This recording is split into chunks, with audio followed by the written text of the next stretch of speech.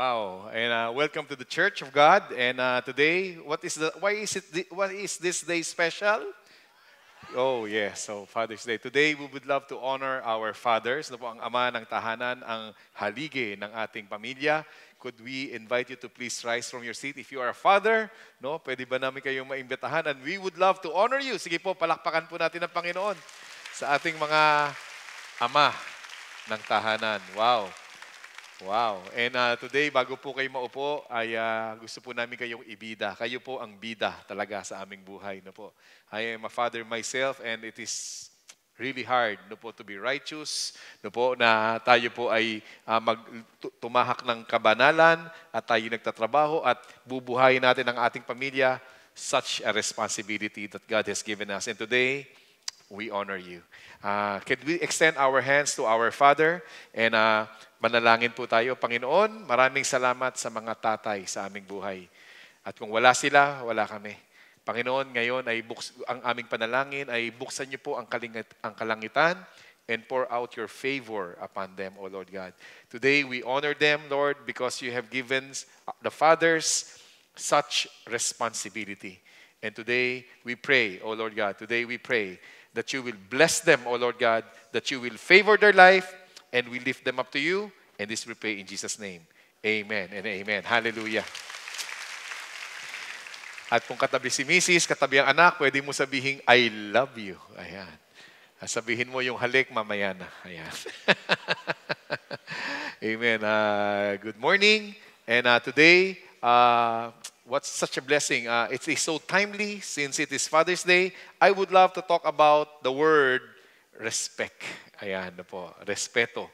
At ano ba ang importansya ng salitang respeto sa ating buhay? Gusto po nating nire-respeto. Amen ba ho? Amen, syempre. At meron pong mga humihingi rin ng respeto. At paano ba ho ang respeto ito? Hanggang saan ba? What is the extent of the word respect? And I checked the dictionary at ito po ang pinakamababaw na definition ng respect. Regard someone as worthy. I will give respect if you are worthy. I will submit to you if you are worthy. I will honor you if you are worthy. Minsan, ang word na respect ay hanggang doon lang. Yun din ang akala ko. Yun din po ang aking akala. And I have to search further. Ano ba ho ang respect? And the Latin word for respect would be re-espersere. Ano ba ho ang ibig sabihin nito? Kung pinronounce ko man po ng tama yon. Ano ba ho ang ibig sabihin nito? It talks about looking back. You are looking back behind that person. Maybe it's an office or who put him in that office. So it's looking back. That's why I have to respect you. And later on, I will keep on repeating this word. Respect the man, respect the office, and to go further, respect the one who had placed him there. And in my own definition, ako po sa aking kakaaral, sabi ko, ito ang aking definition ng respect. Take a rest and expect. Ayan, ito po ang ating pag-aaralan. And I would love to get a Bible character in whom we will be studying today. And I would love to pick up my favorite Bible character. And who is that? David, ang aking paborito. Ito pong si David, his life became so miserable because of one man. Naging miserable ang kanyang buhay. Siguro sa inyong buhay, merong isang tao, may isang pamilya na ginawang miserable ang ating buhay. Wag naman po sana. Pero si David, naging miserable ang kanyang buhay because of King Saul. He would be, in our time, he would be the president of the land. He would be the king of the land of Israel.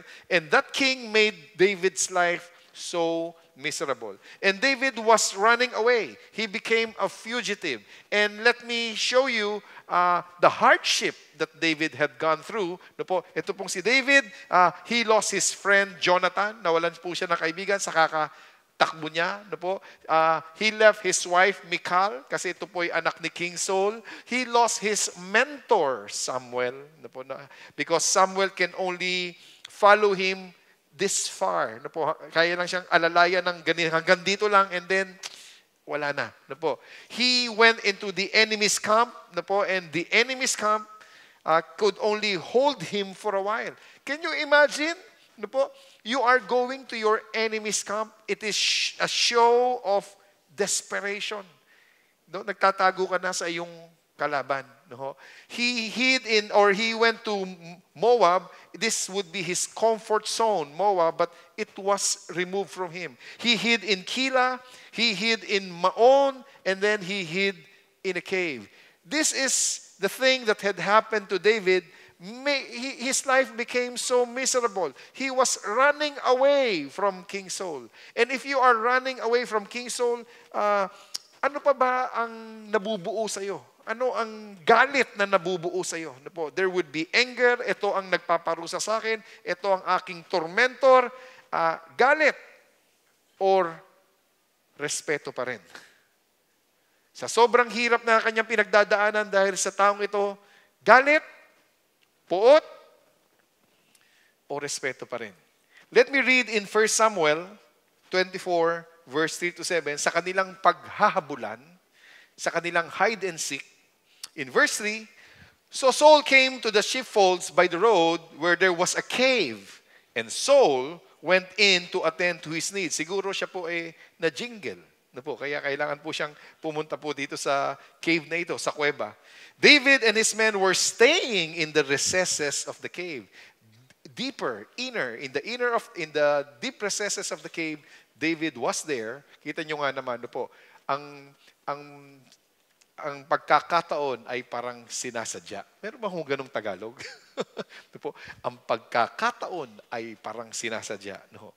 And then, in verse 4, then the men of David said to him, this is the day of which the Lord said to you, behold, I will deliver your enemy into your hand. Patayin mo na. Opportunity mo na to. That you may do to him as it seems good to you. And your misery. And your misery. And then, ito po ang sinasabi ng mga tao, ang kanyang mga army dito kay David. Ano kaya ang gagawin ni David? Can we bow our heads and let us pray?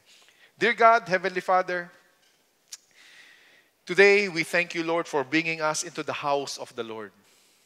We thank you for bringing us into the house of prayer, into the house of worship, in the house where miracles do happen.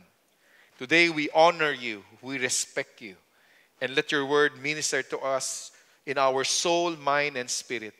And as we hear your word, change us to become a better Christian, to become a better person, to be a better citizen of this land.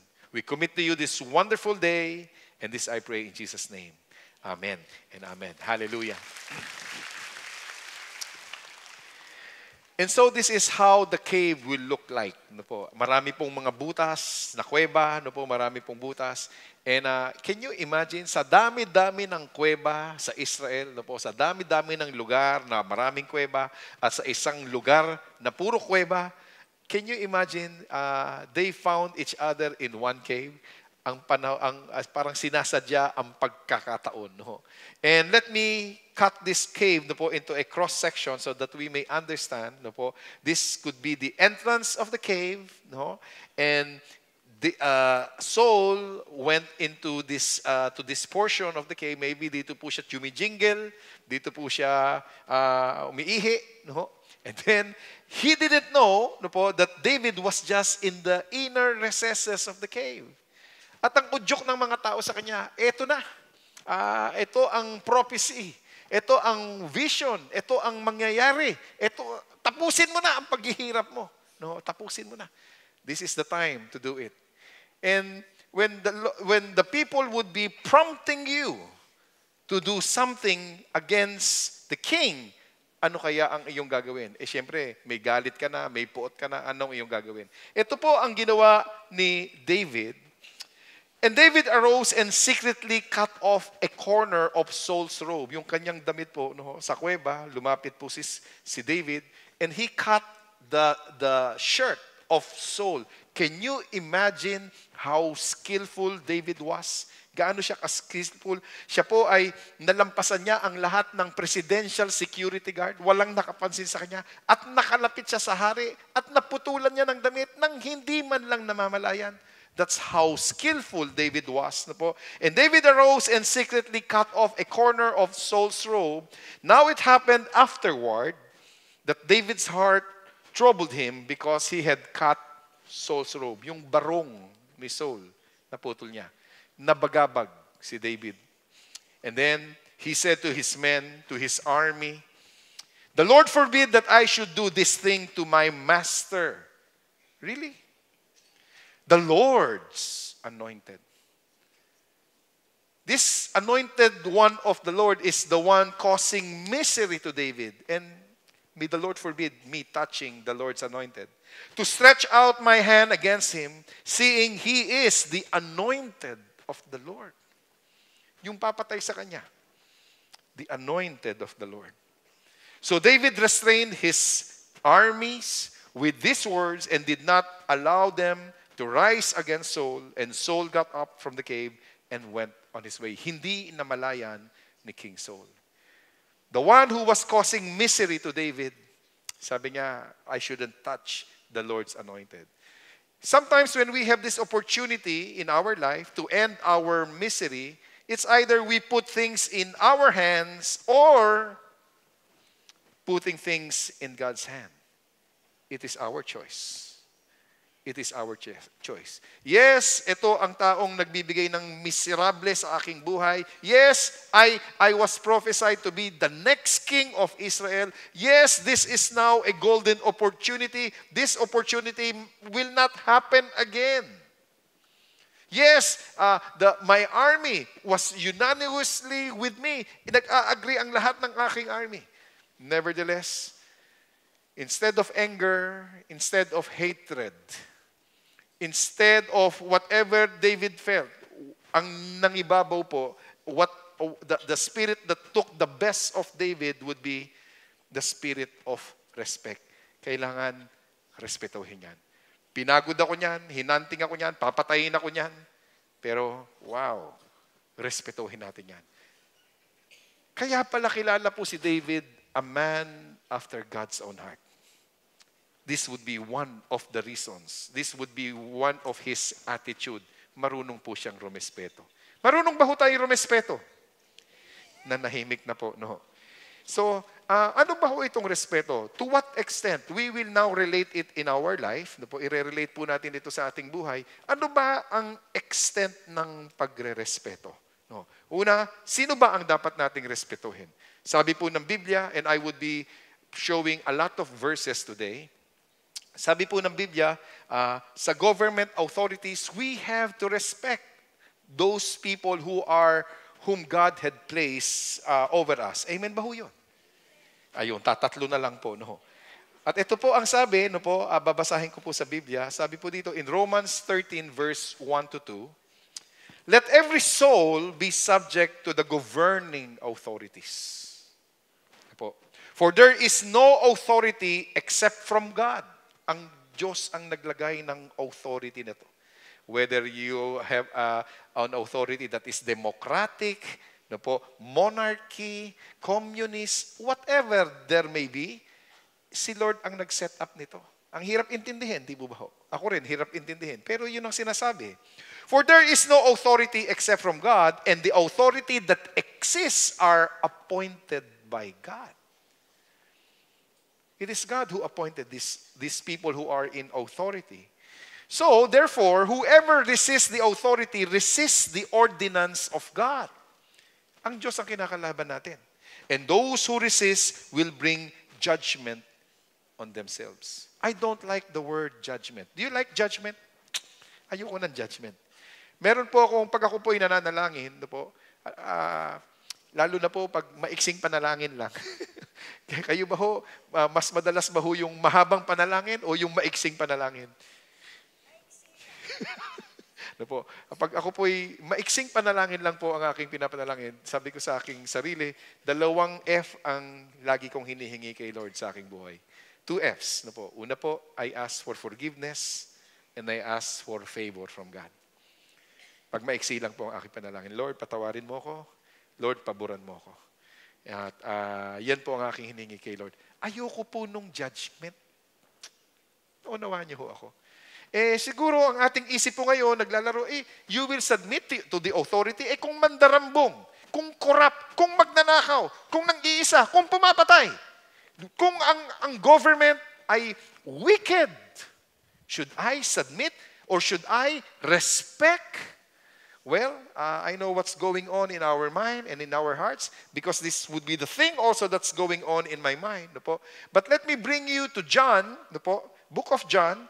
Ito po yung tagpo ni Jesus Christ at ni Poncio Pilato, ni Pontius Pilate. At ang sabi po dito ni Pontius Pilate, and Pontius Pilate said to Jesus, are you not speaking to me? Ang dami niyang kasing tanong, hindi siya sinasagot. Do you not know that I have the power to crucify you and the power to release you? And what did God said? What did Jesus said? Jesus answered, you could have no power at all against me unless it has been given to you from above. The wicked government. And this is what the Lord would be saying. Wala ka na naman makapangyarihan sa akin kung hindi ka binigyan ng itaas. And what have I learned from this? Three things. No po, three things. We might not like it, but this is what I have learned. Respect, even if those who are in authority would be evil. Galit na po kayo sa akin, no? Respect, even if those who are in authority would be evil. I have to respect. Second, Jesus Christ respected that evil authority that brought salvation in our life. Nagpasakop po siya doon sa evil authority na yon, sa wicked authority na yon, at dahil nagpasakop siya doon, nagbigay po ng kaligtasan sa bawat isa sa atin. Sa lahat ng nanampalataya kay Kristo Jesus, siya po ay nagkaroon ng kaligtasan. Amen. Paano ho kaya, kunyari, pinalagan ng Panginoong Jesus yung wicked authority na yon? Paano po kaya tayo? Pangatlo, no po, ito pong respect na to, no po, kailangan po natin rumespeto, no po. Why? We have to take a rest, no po, rest and expect something from the Lord. No po, ito po yung magandang sa ating respeto. At alam niyo po, sa ating pagre-respect, no po, sa ating pagre-respect, it does not mean that I agree with you. Don't get me wrong, no. When I respect, it does not mean I agree with you. I may disagree with you, but I have to respect you because I have to respect. If I cannot respect the person, I have to respect the office. If not the office, it is the God whom I am respecting who had placed you there. Are you with me when I say that? No po. Kaya kailangan po talaga tayong mag-respect. Amen ba ho yun? Ayan, tuloy lang po. Hindi pa ho kayo galit sa akin. Hindi pa naman. Okay, tuloy po tayo. No po. Respect the Lord's anointed. Sino ba ho ang dapat natin i-respect? We have to respect the spiritual leaders of the church. No po. And kung kaya po natin i-respect ang wicked authority because that's the command of the Lord, it is because God is the one responsible placing those people there. If we could respect wicked authorities, no po, the more we have to respect the spiritual leaders. The spiritual leaders are not perfect. Amen? Hindi po perfecto. Pero kailangan po natin i-respetohin dahil inilagay po ng Panginoong Diyos ang mga taong ito dito. At ang sabi po sa Hebrews chapter 13, verse 17, obey those who rule over you and be submissive, for they watch out for your souls as those who must give account. Someday, the Lord will come back for this church and there will be auditing. Talaga po may auditor. No po? I-audit po ang pastor, i-audit po yung spiritual leader. Paano mo pinangalagaan ang mga tupa ko, sasabihin ni Lord. And there will be an accounting. There will be an auditor. No po? Mag-o-audit po. No? At ang sabi po dito, dahil i-audit kami, mahirap yung aming trabaho, meron kaming accountability, meron kaming responsibility, let them do so with joy. Sana po daw ang aming paglilingkod ay masaya. Let them do so with joy and not with grief, for that would be unprofitable for you. Hindi magiging maganda sa inyo pag kami daw pong mga leader na inaitalaga ng Panginoong Diyos ay naglilingkod ng nagluluksa. No po, mahirap po daw po yun. No? And so, tayo po'y hayaan po natin na tayo po'y magpasakop, tayo po'y rumespeto, no po, para maging maayos po ang ating buhay. No po. We need to respect. Alam nyo, minsan napakahirap. No po, iba-iba ang tao. Just right now, hindi po pare-pareho ang ating isip. Amen ba yun? No po, kanya-kanya ating takbo. At kung hindi po tayo magkakasundo, ayan, no, sa pagiging kapwa-pastor, kapwa-miyembro, no po, kung hindi po tayo magkakasundo, hindi naman po tayo kailangan mag-away. Amen ba ho yun? Pwede naman tayo magrespetuhan, no po, re-respetuhin ko yung pananaw mo, re-respetuhin mo ang pananaw ko, hindi tayo kailangan mag-away. Para ayaw natin ang away. Amen ba ho yun? Ang gusto po natin ay good vibes. Amen ba ho yun? Gusto natin good spirit. No po, positive energy sa ating buhay. Ayaw natin ng away. So, kung hindi magkakasundo, edi wag na lang mag-away, respetuhan na lang. Amen ba ho? Meron po akong mga kaibigan, kamag-anak, at pag nakita ko pong iba talaga ang aming pananaw, nagkakasakitan lang, ito pong sabi ko sa kanya, alam mo Brad, maganda RIP na lang tayo. RIP? Gagalit na. RIP? Ano yung RIP? Alam mo, dahil meron kang ibang pananaw, meron ako ibang pananaw, hindi naman kailangan mag-away. Paulit-ulit ko po sinasabi yon. Kaya tayo'y RIP na lang. Ano yung RIP? Magrespetuhan. Ano po? I respect you, respect me. Let's keep our integrity intact. Yan ang integridad mo, praise the Lord. Ito ang integridad ko, praise the Lord. At tayo po ay mamuhay ng mapayapa. Pwede ba ho yun? No po? Kasi po alam nyo, napansin ko po, no po, nung ako'y bata ho, minsan na-share ko na po ito and let me share it again. When I was in elementary, in a Chinese school, no, I went to the home or to the house of my friend. Pagdating ko po doon sa bahay ng aking kaibigan, ang dami po nilang, meron po siyang shrine, at doon sa shrine, maraming santo. Andun po si Buddha, andun po si Confucius, no po, andun po si Mary, andun po si Baby Jesus, andun po yung malaking Jesus, andun po yung may Jesus na may dalang cross. No po, ang dami po nila doon.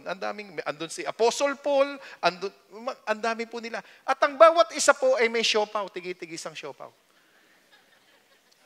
So, yung tatay po, tinanong ko, sabi ko, Sir, merong Chinese idol, merong Filipino idol, may tigi-tigisang siopaw. Sabi ko, bakit po ganyan? Well, sabi nung Chinese, no? Lahat sila kailangan bati-bati, wala away. Kailangan bati-bati, wala away.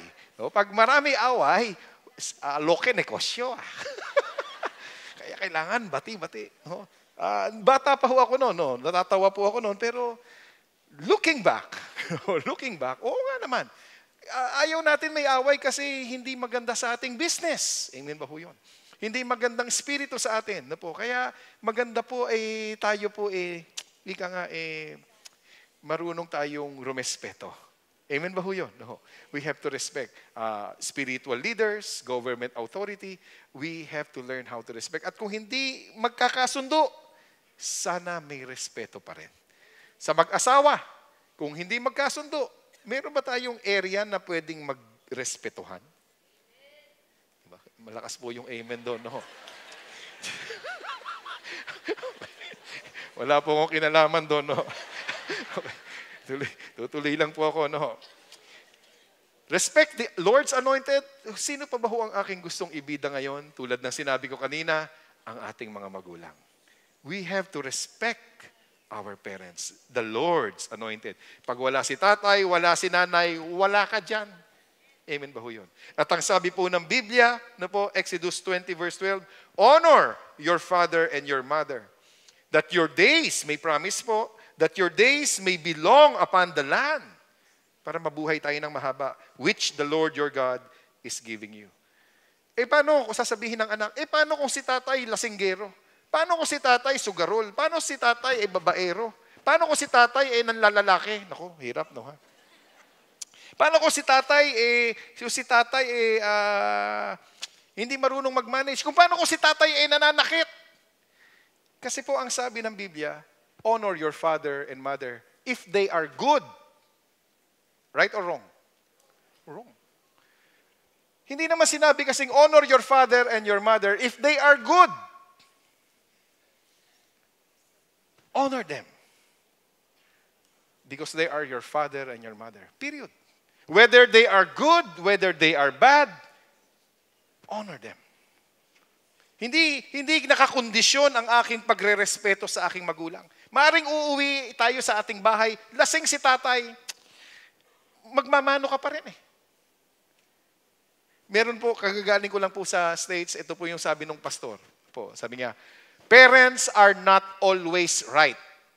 Amen? Ulitin ko po. Parents are not always right.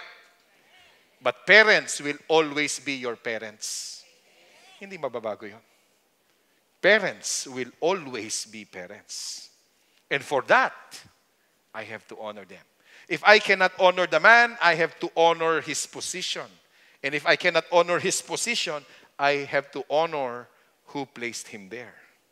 I have to honor. And if we say, ayoko talaga i-honor, ayoko talaga i-respeto, salbahe yung tatay ko, sinaktan ako, ganto, bla, bla, bla. Nasira ang buhay ko dahil itong ginawa ng aking ama. Ayaw natin respetuhin. Hindi kaya dahil nasisira ang ating buhay dahil ayaw natin rumespeto. At kung ayaw natin rumespeto dahil sa ginawa nila, tignan niyo po ang mas mahirap na mangyayari. Ano po? In Deuteronomy 27:16, curse is the one who treats his father or mother with disrespect. And all the people shall say, wow. If we do not want Exodus 20, this is terribly hard. This is terribly hard. So kahit hindi ka respeto, I have to give respect. Because I do not want to miss the blessing in my life. Kung siya ay hindi ka respeto at ang aking buhay ay napariwara dahil hindi ako rumespeto lang, huwag naman po sana. Masama, salbahe, hindi worthy of my honor, yes, I understand. But please look back on what David have done. Papatayin na siya noon, hari na yon. But David gave his respect. Sana po maunawaan po natin yon. No? Tuloy lang po ako sa ating mensahe. Ipang-apat, sino ba ang ating dapat i-respect? Ang ating mga employer, ang ating mga boss. Amen ba ho yun? Parang ayaw nyo na ho talaga. No? Galit na kayo sa akin. Kailangan po natin respetuhin ang ating mga amo. No? Sabi po kasi ng Bible, no po, in Colossians 3:22-24, employees, bondservants, employees, obey in what? Wow. Hirap, no? Ang hirap eh. Obey in all things your boss according to the flesh. Kasi ako po meron akong big boss.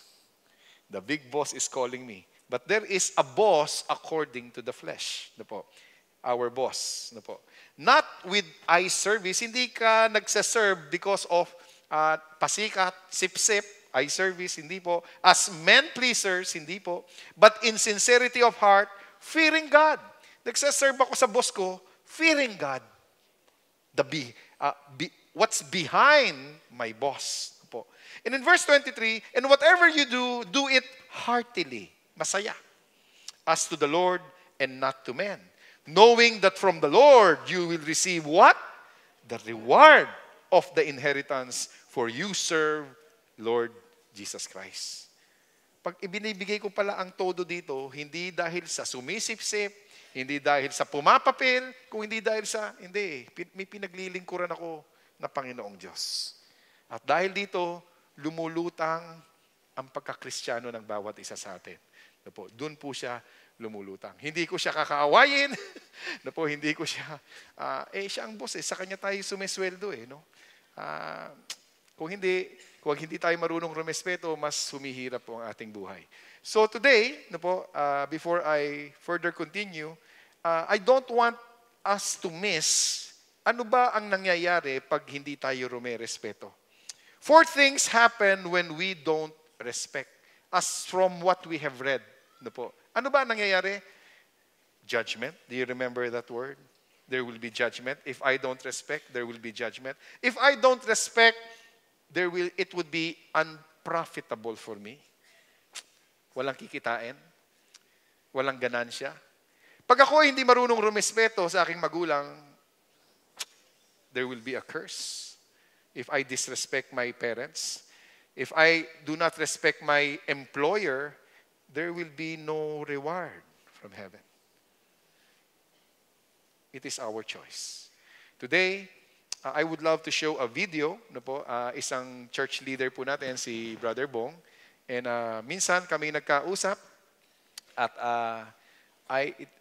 no matter how bad the situation was, I have told him and sabi ko sa kanya, respect, submit to your boss. Please play video and let's watch this.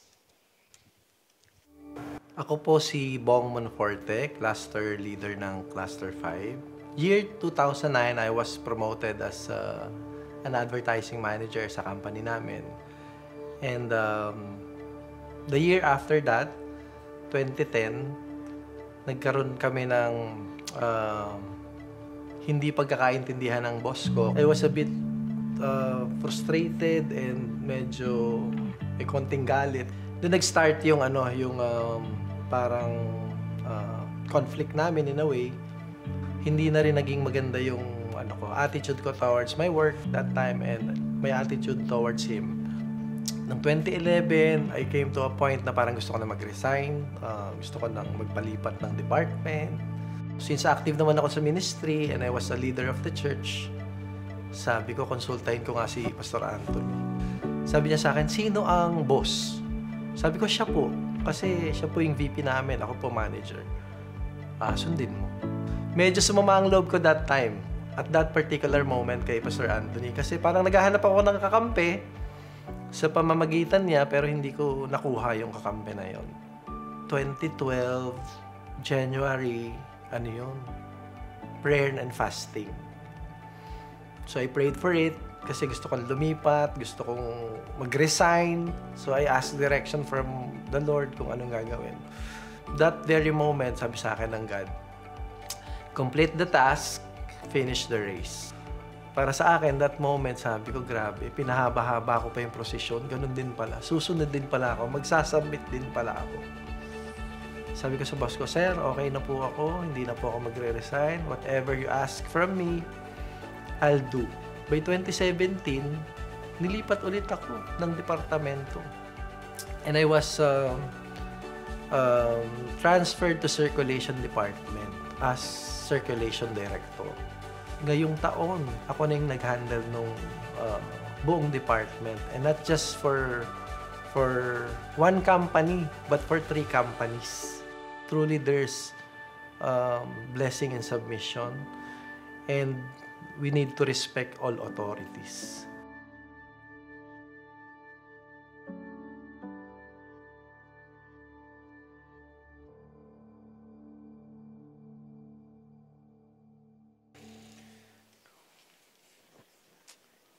Minsan, hindi natin maunawaan.